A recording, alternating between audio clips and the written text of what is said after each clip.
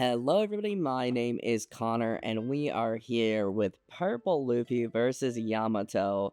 We're running it back, we are doing it again, and this is a really awesome game, and I'm excited to talk about it. So, my opponent ends up going first, and they end up dropping the Momonosuke just to get it on board, and we, as you can see, don't really have much to do in the early turns. So we just go ahead and pass. And at 3 Dawn, thankfully, I think that my opponent decides not to go 9 because that would have hurt. But they got a, it looks like a decent sized hand already.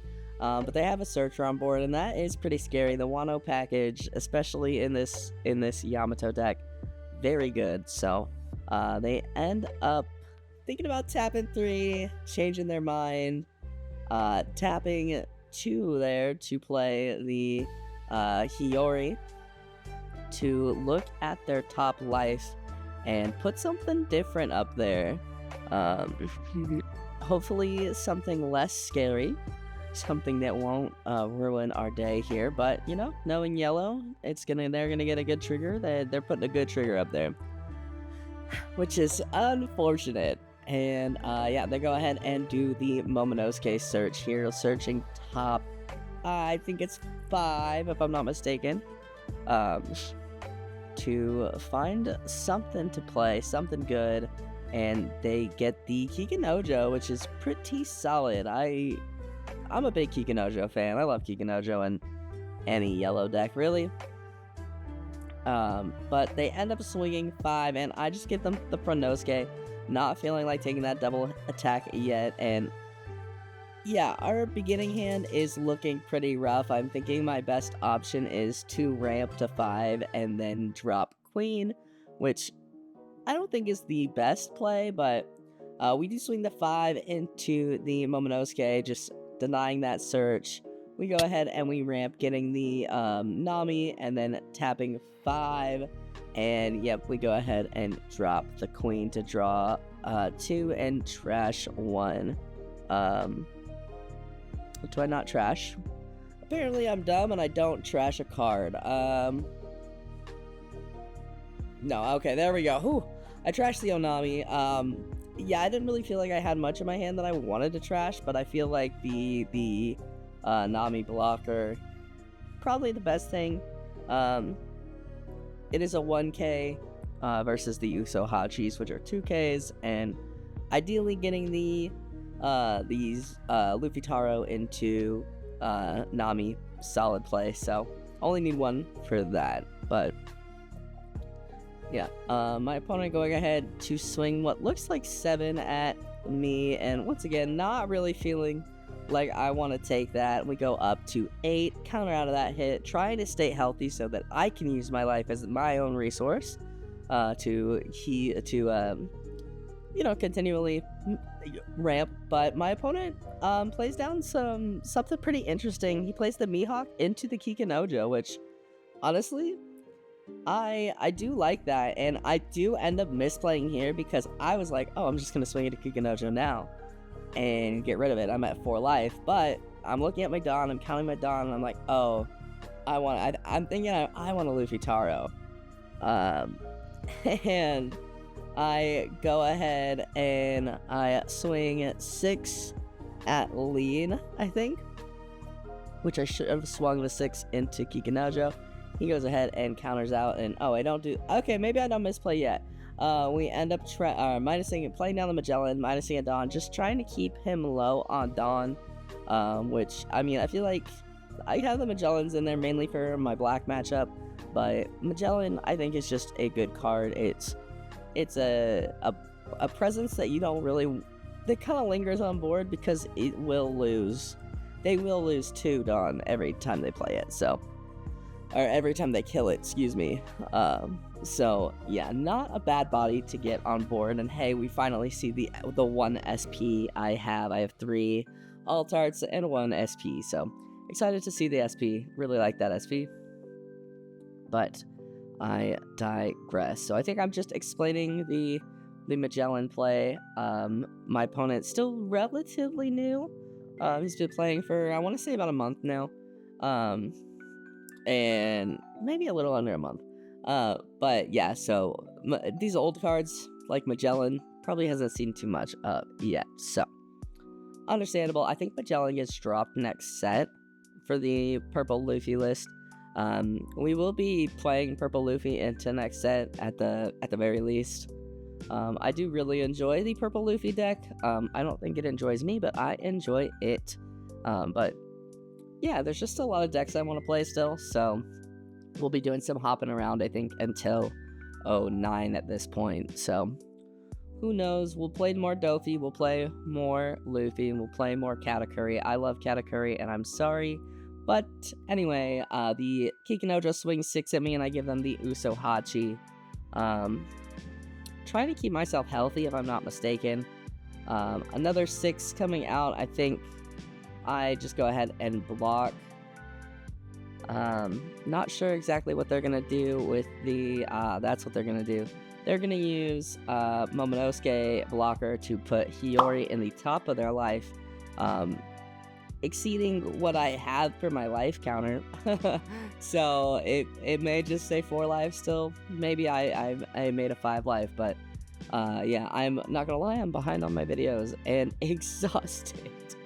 But anyway, so here's where we make that misplay. We go ahead and rip, and I was like, oh, I should have swung Magellan into Kikinojo.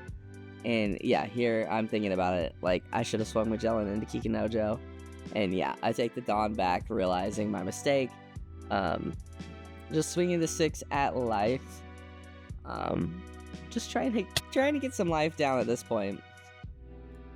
And if I'm not mistaken, the Luffy Taro is about to come out, but another 6 at life. Once again, just trying to get cards out of hand, playing the slow game, and yeah, the Luffy Taro into Sangoro, I believe, is the play, and I like that play. So we do end up getting that 2k out immediately, and the Luffy Taro coming out into the Sangoro, and we pass turn, which is excellent. Definitely love getting the Luffy Taro Sangoro combo, but our hand is looking a little scary. Not really sure, don't really feel like we have a lot, and my camera is bouncing a lot. Hopefully I remember to stabilize it, but no, I will remember to stabilize it. But man, I get it, guys. I'm sorry, I'm a bouncy guy, dude. I can't help it. I get nervous when I play. But my opponent taking some time to think over his turn. Understandable, it is a pretty tough spot to be in, I think. I mean, I just feel like every time I play my opponent here, it's a really good matchup, but it's about to get a little worse because he ends up dropping the banish, and yeah, I'm like, oh, I don't know if I have the counter for this, and he ends up giving me a huge attack there. If I'm not mistaken, he put the rest of his Dawn on. I remember talking about this play, and I think it was like 6, but I think I have to counter out with everything I have. If I'm not mistaken, I may just let it go, and it's a really tough choice. And yeah, I do decide, because there would be my hand, and we let it go, which is really unfortunate, but overall, like, I think it's okay. And yeah, so I give him the 2k there for the 5 and the 6 coming through, and I just take that and we get another Sangoro. And at this point, I am super nervous. Yeah, my hand is very small. I've got no life. I think I ended up. Did I keep it? No, I have a Linlin in my hand, so that's a possibility. But we do go 6 into the Mihawk, drawing a card. We get another Sangoro. Literally not what I want right here. And yeah, so the question is, where do I go from here? And I think my best option is to put that Kikinojo back where it came from, or so help me. But yeah, we're gonna just swing aggressively into life, try and get rid of that blocker, and then most likely drop the 9 mom. So my opponent taking the life here, no trigger out of that, swinging the 8, trying to get some more cards out of his hand. just hoping that we can survive this following turn. Thankfully, we do have a lot of counter in our hand, which isn't always the case with this deck, but yeah, so he ends up blocking and countering out with 0 cost and a Hody, which I'm like, okay, that's fine with me. We go ahead minus a Dawn, and we trash a Sangoro, putting Kikinojo in the bottom of his life. He does think I say the bottom of his deck, and then healing and passing turn. And so this turn was really helpful. Just having the 9-mom and not pitching that 9-mom was, I think, honestly, like really saved me there, because it was gonna be rough if I didn't have a way to heal. And not only did I heal, but I did move that 6k swing to the bottom of his life. So I know that the bottom of his life is a non-counter card. It is the Kikinojo. He can trigger it out, but hopefully by the time I swing into that Kikinojo, I will be going for game. But yeah, taking his time to think over his turn here, and I'm nervous. I have a decent amount of counter in hand, but who knows, you know? Depending on what he does, I could be in a world of hurt. And he ends up playing down the Hody and arresting the Big Mom. Yeah, at this point, I am sweating. I think I'm folding my hands nicely. No, I am scared. I am scared.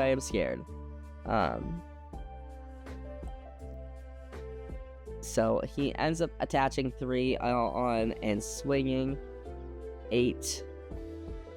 And I 0 cost and pitch the Sangoro. 0 cost, pitching the 0 cost, and pitch Sangoro to go 9. I think in my head, I'm thinking I can take the Hody hit and potentially a Nami hit. Not thinking that he'll swing there, and he is thinking about it. I don't think he's decided if he's gonna swing the Momonosuke. But yeah, I need this last card to be something good. Using leader ability to swing the 5 with the Onami. I give him the 2k when the Furnosuke, and the Hody ends up going into Luffy Taro, which I'm like, okay, that's fine. And he ends up swinging 6, and I take, and we get a Law, but top decking the Luffy Taro, I'm like, okay, like, we're gonna swing the raw Sangoro, I think, and see where we go from there. Just swinging Sangoro, probably going to get rid of something. And yeah, I'm setting 4 aside for the blocker Law, just because why not. The 5k swing going into Nami, getting trash, or Nami going to the trash, excellent. The Sangoro going into the Momonosuke, and I'm gonna draw a card. We get the Queen. That changes my plan a little bit. I'll be able to drop 2 blockers. I know he ditched a Hody earlier. I'm hoping he doesn't have another Hody. We go 9 into the Hody, just trying to clear board at this point. And he does end up giving me a 0 cost and a zero cost and a Punk Gibson, I believe, which I really like. Punk Gibson, I think it's a really good card. Really fun card. And yeah, I am gonna set up my 2 blockers, and at this point, pray. I am trying to decide if I want to just go 1 blocker and swing the rest on and swing into Hody with Magellan. But yeah, we just end up playing the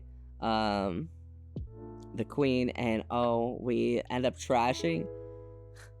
This is probably the luckiest I could ever be. We play the Queen, and we get a Rush Kaido. And I'm thinking, okay, if I can live next turn, he's got no hand, depending on what he does here. If he gets a Hody, we are in trouble. I think if he gets Hody, we just lose. But if he doesn't get a Hody, we have 2 blockers. We have a chance. We can block out of both of his attacks. we could be sitting pretty good. And I didn't swing Magellan because I didn't want to give him a card in hand. I didn't want to swing it into the, I didn't want to swing Magellan into the Hody because I wanted to drop the 2 blockers, but my opponent ends up dropping the 9-cost Zoro, top decking the 9-cost Zoro. So he swings 6, I give him the 2k, and swinging the Hody Jones into, I'm assuming Sangoro. I just block with Law, throwing my Law around, and passing turn, and he's got no cards in hand. I got a Rush Kaido. I'm thinking if I math like a god here, we can do it. Granted, my opponent, I feel like, does have to get relatively unlucky, but I need to go for game now or I am going to lose. I don't have more blockers, and he just drops Zoro, so I swing the 5. He ends up taking. I swing 6. We draw. We get a queen, and there's almost a thought where I want to play out the queen, but I say no. I gotta go for it. Gets a Kikunojo off trigger, getting down to his second to last life, 2 cards in hand. I'm knowing there's no way he can block out of the Lin attack, and with just 2 cards in hand, even if he had a 0 cost, he ends up taking, triggering out the Kikunojo, and yeah, I just put everything on queen, and we end up getting it. Honestly, really, we got really lucky with that end game. I think his life was like, as we saw, 2 Kikunojos, just not a lucky life. But I think and he had the 8-cost kid. So yeah, seeing that his life had no counter and just being able to clean out his life in 1 turn, we got lucky there. But yeah, I think my opponent played really well, and we always have a really good matchup whenever we play. So I was really excited to play, and man, this was a heart racer for a bit there for sure. Actually, for the entire game. So that is gonna do it for me, though, guys. I'm gonna end it there. I am sorry if this commentary is kind of bad. It was a day. It was a day today, boys, but I did my best. And yeah, I was really excited to talk about this game, and I hope I did it justice. But that's gonna do it for me, guys. Thank you guys so much for watching. If you guys liked this video, hit that like button down below. It helps me out more than you could ever know. Go ahead and subscribe if you are new, and I will see you guys in the next video. I hope you guys have a wonderful rest of your day.